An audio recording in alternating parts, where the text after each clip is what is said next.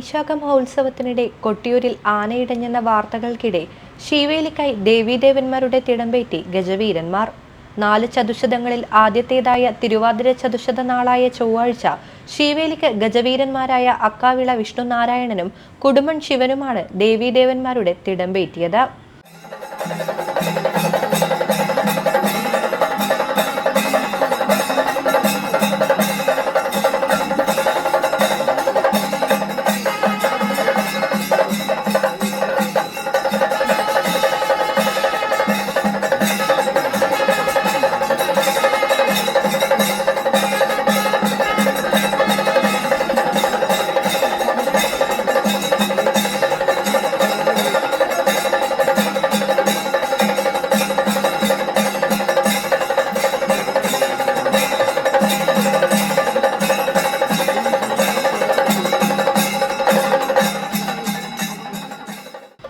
ആചാരങ്ങളിലും അനുഷ്ഠാനങ്ങളിലും കേരളത്തിലെ മറ്റു ക്ഷേത്രങ്ങളിൽ നിന്നും തികച്ചും വ്യത്യസ്തമായ കൊട്ടിയൂർ വൈശാഖ മഹോത്സവത്തിൽ ആനകൾക്കുമുണ്ട് പ്രത്യേക സ്ഥാനം.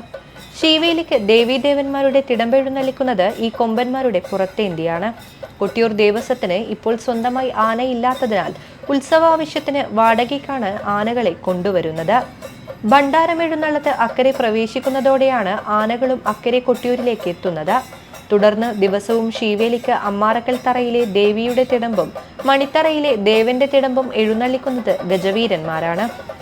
എഴുന്നള്ളത്തിന് ദേവിയുടെ തിടമ്പ് അക്കാവിള വിഷ്ണുനാരായണനും ദേവന്റെ തിടമ്പ് കുടുമൺ ശിവനുമാണ് വഹിക്കുന്നത്. ഇവയിൽ അക്കാവിള വിഷ്ണുനാരായണൻ എന്ന ആനയാണ് ഇടഞ്ഞതെന്ന തരത്തിലുള്ള വാർത്തകളായിരുന്നു പുറത്തു വന്നിരുന്നത്. ഇതിനിടെയാണ് യാതൊരു കുഴപ്പവുമില്ലാതെ ശീവേലിക്കായി ഗജവീരന്മാർ ദേവീദേവന്മാരുടെ തിടമ്പേറ്റിയത്.